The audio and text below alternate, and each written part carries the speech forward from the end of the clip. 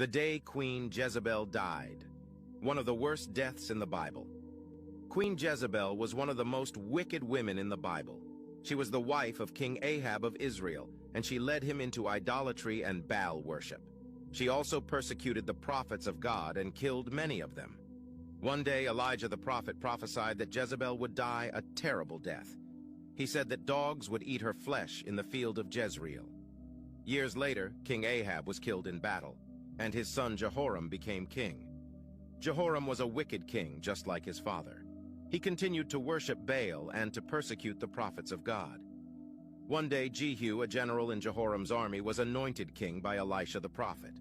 Jehu went to Jezreel to kill Jehoram and Jezebel.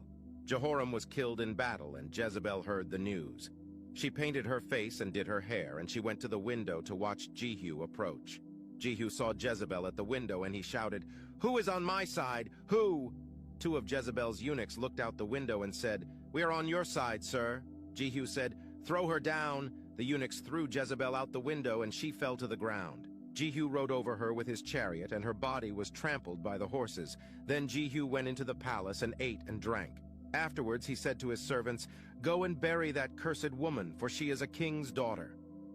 But when the servants went to bury Jezebel, they found that only her skull, her feet, and her hands were left. The dogs had eaten the rest of her body, just as Elijah had prophesied.